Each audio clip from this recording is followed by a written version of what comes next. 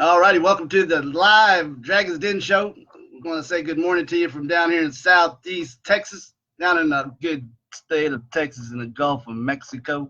I've got a real special guest with me on the horn right now, and I would like to introduce him, Grandmaster Bob White. Welcome to the show. Well, thank you very much. I've been looking forward to this. Well, I tell you, I got your book right here in my hand, so you make sure you look at the archive vision of this wonderful show I'm doing. Life in Sessions with the man himself. We're going to get into a little bit of the book. We're not going to go really in depth because if you want to learn more about this wonderful book and the life of Grandmaster Bob White, please go to your store, go online, wherever you got to go. Get your copy today. It is a wonderful, wonderful book. I've had the opportunity myself to get deep into it. I'm not happily pleased with myself on the apparatus of not finishing the book yet, but we're going to get it done. But I tell you, I really dug in real deep into your book, and I tell you, it is. When we talk about for 2 decades, Senior Master Bob White, was a competitor in top karate tournaments in the United States. And yet he battled many, many odds. Got to listen to the stories that he's tell. And there ain't no better way to tell that than to let the man tell you himself. Brother, if you wouldn't mind, for those viewers out there and listeners that may not know exactly who you are, but I'm sure that there's thousands and thousands and thousands and thousands of people that do know exactly who you are. But if you wouldn't mind, go ahead and tell a little bit about yourself, who you are, where you're from, and where you're at, and your wonderful book, Life in Sessions, if you wouldn't mind, please. All right. Well, thank you. No, I'm out here in Southern California. I lived here pretty much my whole life. I was fortunate. I started martial arts when I was like 14. Went to Temple in 1966 and been with it ever since. It was really good timing for me because when I got involved in the studio is right when martial arts started to become very popular. And it was a great opportunity to start teaching early. I started teaching in 1968. And I've been very blessed. I've been able to do that for the last 50 years. It's been my career, my love, my passion. I really enjoyed tournament competition, had an opportunity to fight some of the very best guys in the world, and really developed great friendships that are still in existence today. A lot of these people are mentioned in the books with some various pictures, but it's been a great career. I've been able to work with thousands of students and develop great relationships and friendships with them, and it's just been a very blessed life. But like everybody's life, that life is difficult. There are things that come across that are challenges, but they either become big mountains or they become speed bumps. And I like to think of them as speed bumps. And we were able to work ourselves through those. We had different things that happened. Like last year, I battled 2 different types of cancer. And just, a lot of challenges. Everybody has them. And I know there's a great book called The Road Less Traveled. And the first sentence in the book is life is difficult. And it certainly can be. But I know it's 90% of the things that happen to you, and it's 10% of the things that happen to you, 90% on how you handle it. And thank God I have a great relationship with the Lord, and because of that, anything I can't handle, I'll turn it over to Him. And it makes it where it's a lot more survivable. God bless your heart, brother. I give all praise to the good Lord above, and the stories that you tell and the people, the wonderful people that know you in depth, especially my fellow brothers in Kempo world, they I don't think I've ever heard anybody say an ill word about you. I think that in reality, when we look back on the progression of Mr. Parker's art, and I think, myself, I'm not an in-depth Kempoist, however, I have studied variations of different type of Kempo, from even from the perspective of Mr. Parker down to Frank Trejos, down to, I mean, the list goes on, and wonderful instructors that I've had the opportunity to sit in seminars with. And they're all wonderful. Like I said, I have no ill word to say about Kempo in general. I'd like to get into.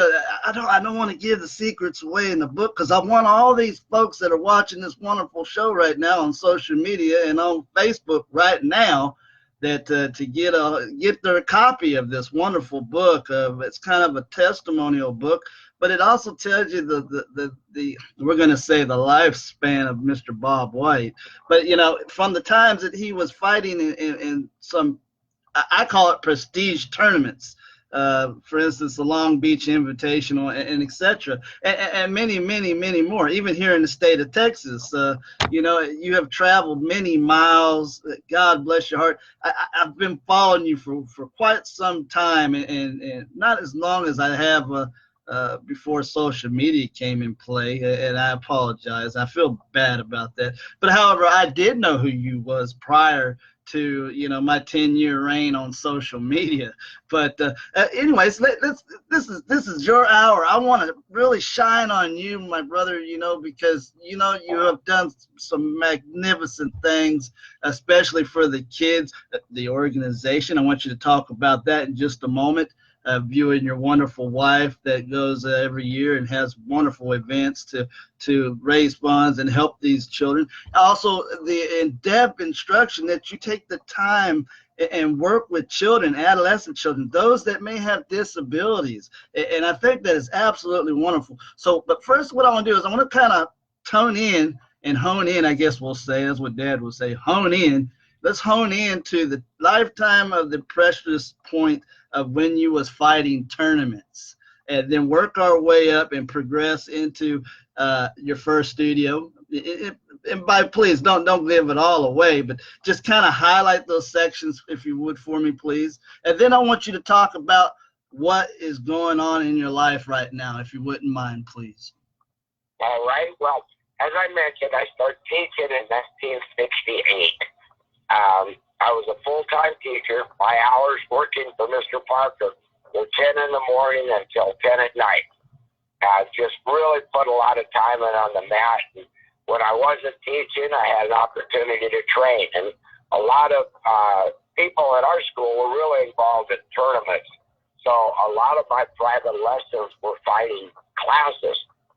So a lot of opportunity to train and work on sparring techniques. And then toward the latter part of the 60s, a lot of the various tournament competitors started working out with each other. Like right here in Orange County, we had a great amount of really talented people. Mike Stone's school was just a couple miles away, and to this day, Mike Stone is one of my very closest friends. He's just a wonderful man. And, we had the Chuck Norris School. We had Benny Urquides, the BKF with Steve Standard. I mean, just some real top-of-the-line people. And we started working out with each other and exchanging ideas. And it really started to become American eclectic karate. You used to be able to watch somebody fight and know what style the guy was from. As it worked out, there was so much exchanging of ideas, it really became American karate versus just Taekwondo or just Kempo. It wasn't this style exclusive as it once was. So the interaction allowed us to pick up things from each other and help all of us grow. We used to have people come down and stay for days at the school. I've really developed great relationships with Benny Urquides, a lot of the guys from the BKF, which in some cases spend the summer with us down here. So it was a great time. In 1972, I opened my own school in Garden Grove, California. We've been open ever since. So we're at Costa Mesa for the last 40 years. That it's been a great career. My wife is a 5th-degree black belt, and she was an active tournament competitor as well. and just a wonderful person. So we had an opportunity to put together children's character development programs. And 14 years ago, we started throwing a charity tournament for Royal Family Kids, and it's an organization that helps abused children that have been taken away from their biological parents. And to this date, we've been very blessed in that we've been able to raise over $1 million for these abused children. So it's just been a great thing for our entire school. And it isn't just our school that's involved any longer. The Temple community in Ireland, or we'll have people in Austria or Spain or South America. It really has kind of brought the community together. So we're all working together for this great cause. So it's been a fantastic thing to be involved in. Our school has been a full-time school throughout the whole period, and we do other functions besides the karate tournament each year for royal families. We also have a golf tournament, or we'll have a bowl-a-thon or something along those lines so that we can be in service to the kids. So it's something very, very proud of. My wife is a nurse, and my wife is up and has been a camp nurse for the last 11 years. Our particular camp, Royal Family probably has about 120 camps around the world. Our particular camp is the largest. We have over 100 children involved in the camp. It's a week-long camp. And my wife's been the nurse for them for about the last 11 years. So it's been a great thing. You know, I've been teaching now for 50 years, and people ask me what my exit plan is, and my plan is to leave horizontally. You know, I love what I do. There's no retirement in my mind. The only thing that would slow me down is health and age, and that's about it. Last year, as I mentioned earlier, I was fighting cancer, and I pretty much was not on the mat for a year. And now that I'm back, it just helps me embrace what I do for a living and appreciate it and be so grateful for the opportunity that I have to be able to do what I truly love. Oh. So, yeah, it's really great. We've had a tremendous reputation throughout the years of tournament success. It was not uncommon at Ed Parker's International Karate Championship that after the tournament, the post-tournament celebration, we'd have our students come down and we'd have over 100 trophies each year with our competitors celebrating their success. So it's been a great ride. Not over with, thank God. But I look forward to the challenges that are in front of us. God bless your heart. Yeah, I know all about that big C word myself, and getting back after it. And I gotta commend you, boy. You've been fighting all your life, haven't you? Fighting something. My goodness. It's funny though. You know, I have been fighting my whole life, but I've obtained my greatest strength through surrendering to the fact that I am not in control, that God is. And because of that surrender, it's enabled me to deal with things in a lot more sane manner and have some peace of mind. I think sometimes, you know, it's completely opposite of what we think of in martial arts. You know, who wants to surrender? But in reality, when I finally grasped that concept, surrender to the fact that God's in charge and not me, that's where the peace came. Amen to that. You know, that's a wonderful testimony in itself, and it's wonderful to see how our Heavenly Father has really changed your life in perspective of the will and to serve Him, and to see that you ministry this to not just your students but the world and the people that you come in contact with within this wonderful world we call home. And you know, one of the best constant things that I'm always dealing with, even in my own mind, is prayer, and how excessive and how overbound I am of praying for those that need prayer. And as a devotional, faithful follower and believer in our Heavenly Father and the Son of Jesus Christ, I have to say that, a lot of people, they say, well, you shouldn't mix religion with martial arts, and I kind of cringe a little bit because, sometimes I feel that, I'm not here to offend anybody and I'm not here to fight with anybody, more or less. But if I have to, I will. But I prefer not to, you know, it talks about in Romans, the hands that, Psalms 144, is a deep redemption of a warrior, what he has to do to protect himself. And I think that even in biblical times, that war, war is, are you still with me? I'm right here. Okay. War seems to be a bad thing in the world today. It seems like more and more conflicts are happening. And I want to ask you, what is your, I'm not trying to get into politics and religion here because I don't like to speak about it myself. But I was asked to ask you, what is your thought about, I guess you'd say, international warfare right now? Well, I think, it's like many things, it's good versus evil. And I think that it's crazy that people can rationalize. There's a big difference between being rational and rationalizing. And I think what's happened so many times is that people can rationalize anything. But I think the Bible has given us a pretty good set of standards to live by. And I think if more people were reading the Bible and trying to adhere to the message in the Bible, I think the world, of course, would be a better place. People would treat each other with more respect and there'd be less conflict. Yes. Yeah, and I fully 100% agree with you. It's a shame that we're having all these problems here in our own country and political reasons, whatever they want to call it. Personally, I think they ought to knock it off and stop with the conflict of the presidential or our president, our wonderful president, to the fact that even going in is destroying monuments from our history in this country. And I think it's really sad that, we have people in other countries that are dying because of what they believe, and really nothing more because they're considered the holy wars.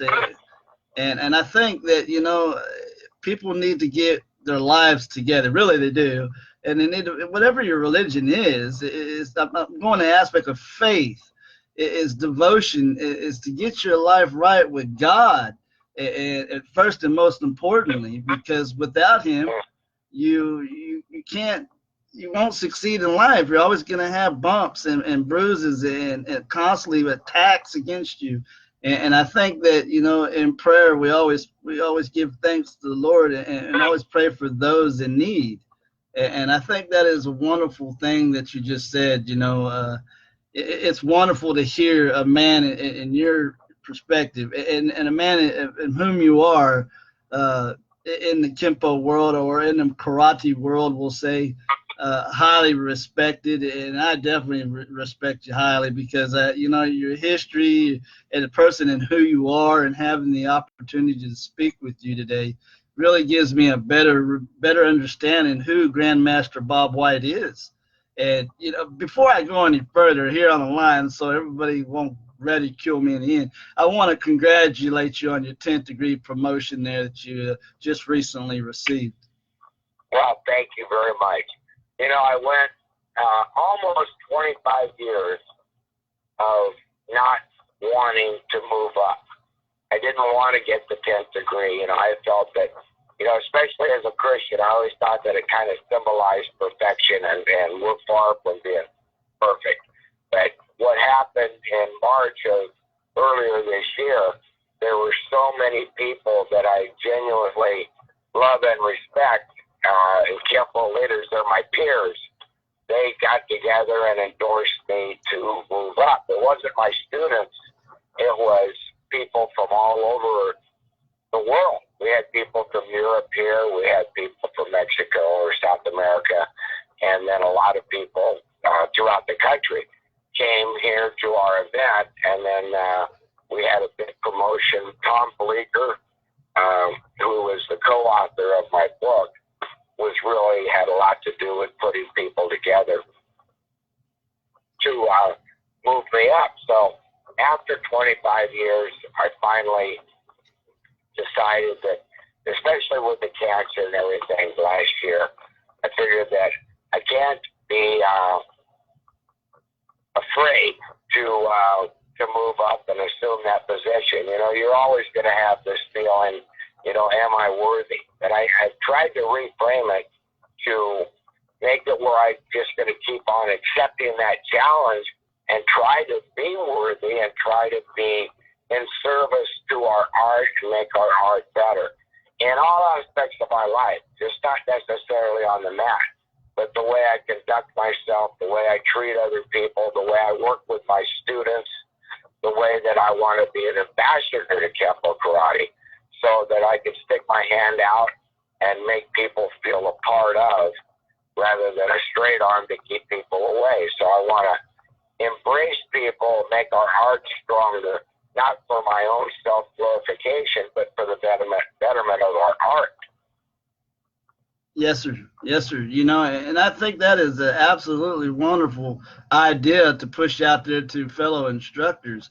You know, I got to cheat here. Yesterday we had spoke a little bit, especially coming back from that wonderful, wonderful fishing trip you had out there. I'm so jealous. But, well, I am going out on a limb here.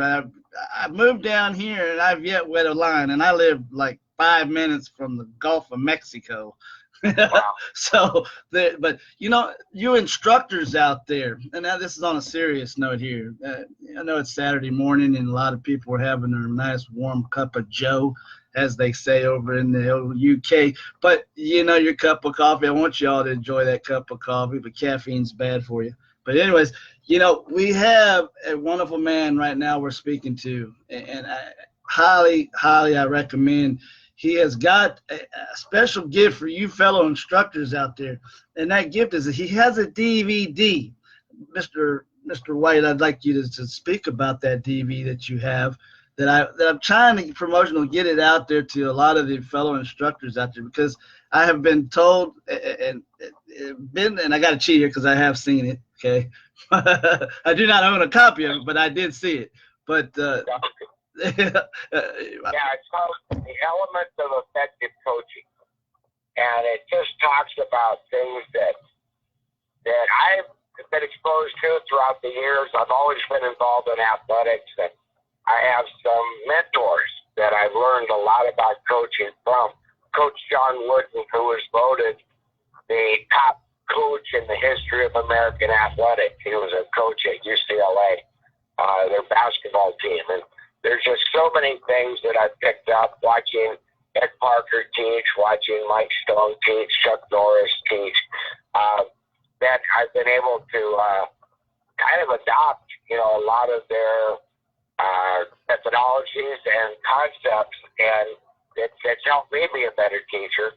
So I put it together in this DVD, and I'm actually very proud of it. It was kind of an accumulation of a lot of research and practice that I've been able to have throughout the years. And like you said, I don't know, you know, I've been doing this for 50 years, as much as I can, you know, daytime as well as evening. And so, you know, you learn things. You learn things that help you be, you know, we all move away from pain and toward pleasure. And pleasure is teaching a great class, and pain is when you don't. You know, pain is when you don't. So I've tried to pick things up and learn, and the opportunity to share your knowledge is something that I really embrace. I love that idea of being of service. There's no doubt in my mind that the happiest people that I know are people that are in service to other people.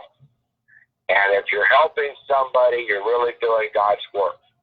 And I would like to think that this DVD helps people. Now, the DVD and my book could be picked up on my website, which is www.bw, my initials, Kempo.com. Now you heard it from the man himself. Would you give that website again for me, please? Yes, it's bwkinfo.com.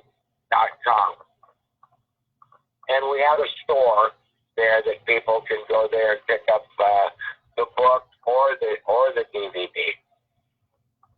Now the book is relatively new. We've only been out for a couple months. We had the book launch in Ireland in May, and then we've had one here at the studio, and then we've had different book signings throughout the country, a couple of them out in Las Vegas, and it's been very well received because I talk about some of the challenges. You know, I was growing up here in Southern California. I was really a shy kid at first.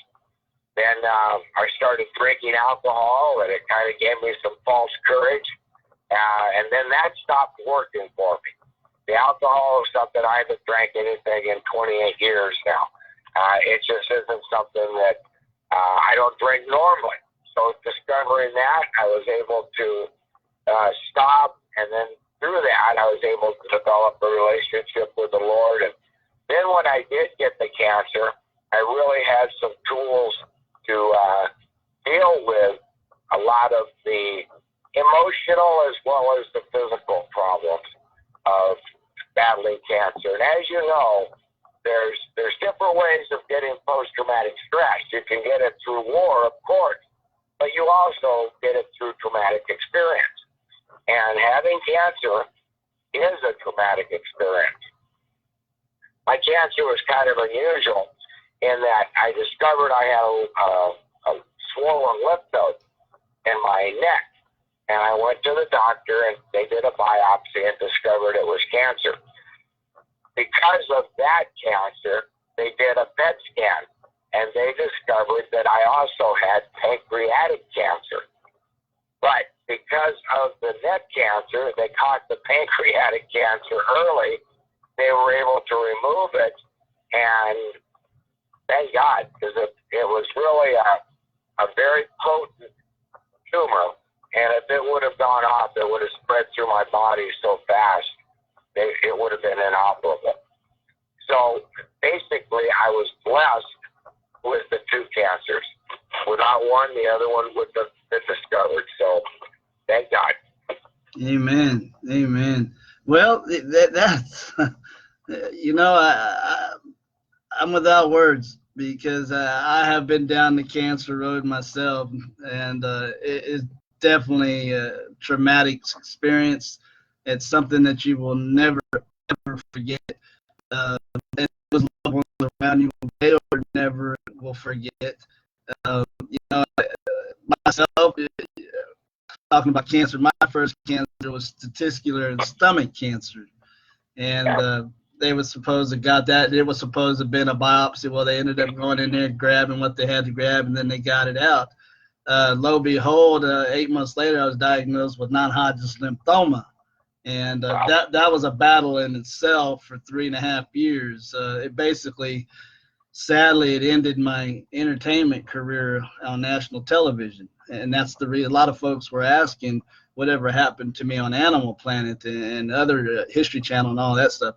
Well, I'm letting the cat out of the bag now because my contract just ended, so I can talk about it now. But one of the things that I learned while dealing with non-Hodgkin's was I got a phone call. My own father got diagnosed with the same non-Hodgkin's lymphoma, but his ended up becoming Hodgkin's lymphoma, and of course it led to the colon, which eventually it was inoperable, and it ended up getting him in the end. But me and my father were both doing chemotherapy at the same time out there in Southern California.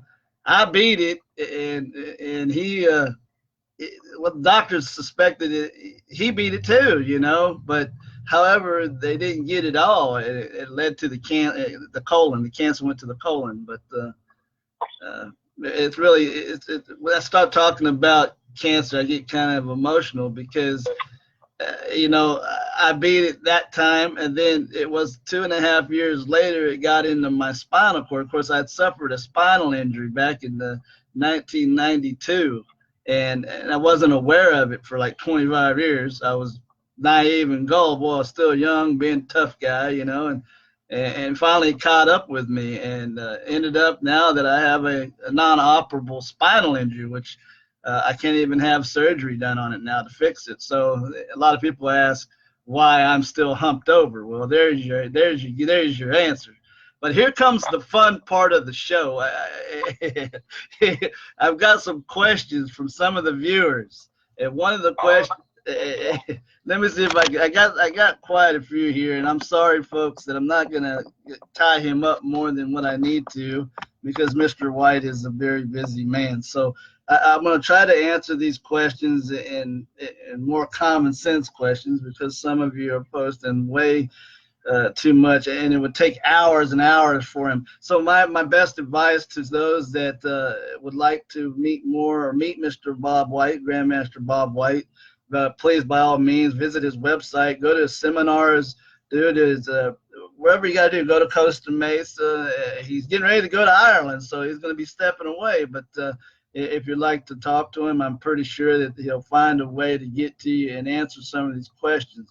One of the main questions that I'm seeing posted in here, and I've seen several of you post on WooVoo, and I'm seeing it on the WooVoo feed. So I'm going to transfer the question over to Facebook. So here we go. One of the questions is asking is what are you actually enjoying in your life as at this moment, other than teaching martial arts?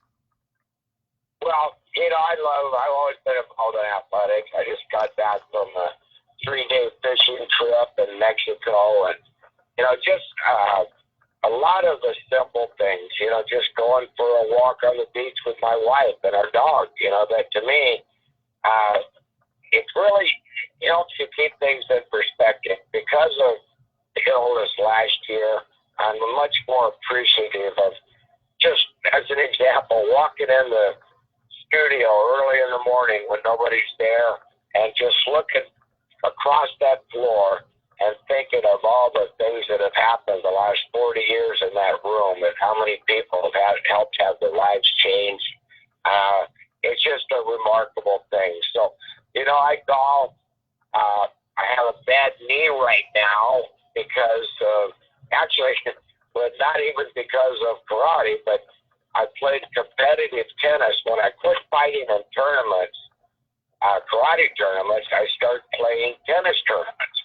And the tennis took a toll on my knees. I've had one partial knee replacement, and then I've also, and I had that, so then my other knees started to bother me. So I'm level of 70, but I'm not through yet. If I get this next surgery done, I hope to get back on the tennis courts and enjoy doing that. I really do enjoy playing.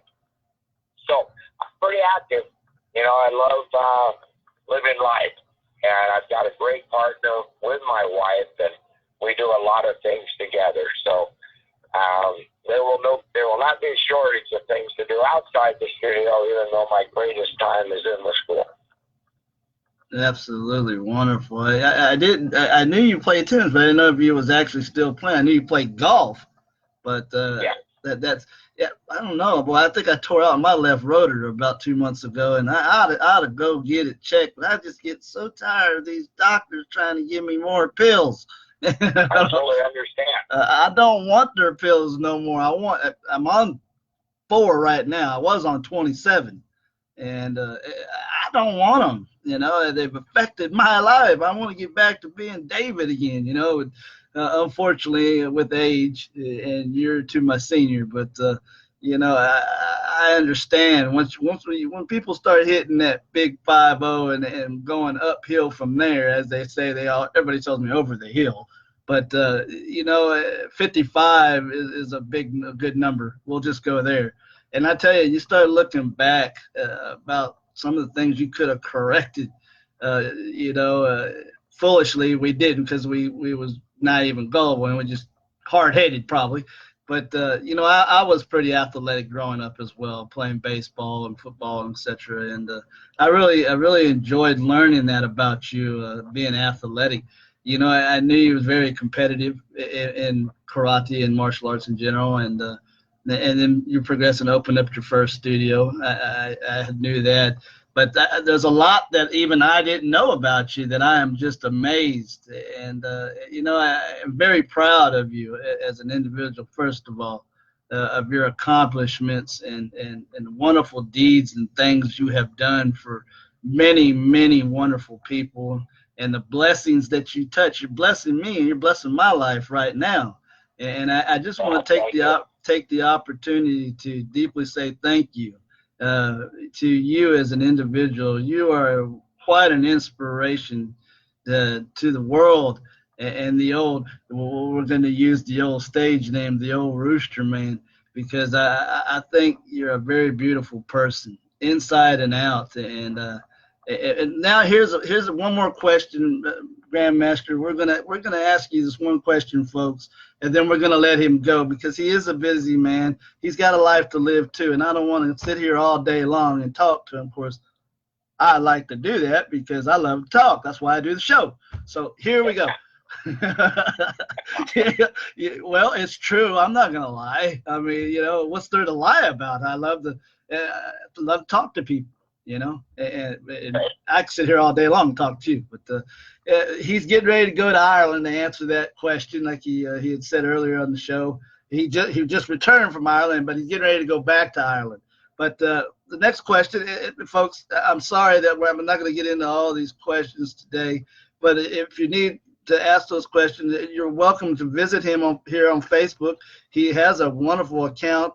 Him and his wife, I'm pretty sure, would be glad to answer some of those questions for you when they have time, of course. So, yeah, most definitely. See, you heard it from himself, and he's like, I'm like him. I can't say he's like me because he's older than me, but yeah, not by much. But you're getting there. But one of the things I have to say is. People out there in this world, especially martial artists, need to be setting an example. And this is the reason why I went after Grandmaster Bob White to be on this show, because he is one of the splendid. I can go with vocabulary words to use for him, but he is a prime example of who and what every one of you instructors should be like. And never giving up the fight, never giving up the ability to teach and have the desire to want to teach. And I think that is the biggest thing. It hits me in my head is it rings the bell saying, here's a man that has went through so much, but yet he still enjoys what he does. And I want all you instructors to do that, and quit bittering and battering one another and teach those youngins right. And anyways, one final question, and we're going to let him go because, like I said, he just got back from Mexico, and boy, did he catch some beautiful fish. And but anyways, next question. Let me see. We're going to go down to question number 27, and Mark Broman from Kansas City, Missouri, asks you this wonderful question. He's already answered that question, but let's answer this question. Mark Bowen. Okay. He's saying, do you have any planned seminars here in the States? Well, yeah, I actually have in the state of Texas or just here in the United States? In the United States. Yeah, I've got one later today. I've got one in Santa Ana, and then I've got one in a couple of weeks in Lakewood. And then I've got one in Eagle Rock. So I've been, I am pretty blessed in that I do have some requests for seminars. Today's seminar will be quite interesting. It's at Ken Kellogg School in Santa Ana, and they've requested a complete seminar on basics, which I really enjoy. Our job as instructors is to help people develop habits that will bless them throughout their training and get rid of bad habits that end up haunting them through their training. So what we're going to do is just take the Ed Parker card and go through, and the basics as Mr. Parker has written down, and I'll give an explanation. The 4 laws of learning are explanation, demonstration, imitation, and repetition. So we're going to go through those and break down the mechanics on how the basics are done, and then put them together in some sequences, which scores are forms in our subsequent. So it should be a fun seminar. It's a subject that I really enjoy, so I'm looking forward to it. And then we do various seminars on sparring, or the last seminar I did in Long Beach was all about the 25 most significant lessons that I learned after 50 years of teaching. So I enjoyed that one as well. So, different subjects. When I go to Ireland, I get an opportunity to talk about different subjects, which, this is my life's work. So the opportunity to share this with other people is something that I'm really always excited about. And I write down all of my lesson plans. So when I do these, I can look at it, and then I'll do an inventory after the seminar on what I would have. There's always three messages: the one that you plan on giving, the one you give, and then the one you wish you would have given. So I do an inventory after every class that I teach and try to refine and work on ways of improving that message so that my presentation becomes better and better throughout the years. I have seminar lesson plans that I've done, 15 years ago, but I'll still look at it. And I learned that really from two people, John Wooden and Ed Parker. And by studying these techniques, you get an opportunity to refine, work on things that work for you so that you can give a better message to the people that are involved. Absolutely. And that's a prime example right there, folks, from Mr. Bob White. Y'all write that down. Grandmaster Bob White. Look him up on Facebook. He'd love to talk to you. If you'd like to have the wonderful questions keep coming in, please, by all means, get on Facebook there and talk to him and send him a message, whatever. I'm glad he like he said, he'd be gladly and entirely to answer your question. Well, Mr. Bob White, I want to thank you for being on my show today, sir. It has definitely been a blessing. Well, thank you. I've enjoyed it, and I hope if you have anybody out there has questions, please feel free to ask me via Facebook or our website.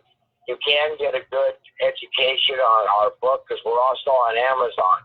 It's Life in Session. By me, by Bob White, and it has some nice testimonials. And in fact, there's a couple of testimonials and endorsements from my cancer doctors, as well as some of the leaders of karate around the world, like Mike Stone or Eddie Downey or John Sepulveda. So anything I can do to answer questions, feel free to let me know. I want you to know I appreciate being on your show, and I look forward to talking to you personally soon. Before I get off here, I wanted to ask you one final question. Is that September the 29th, I am going to be at Gary Lee's event in Houston, Texas, and was wondering if you're going to be there as well. Not this year.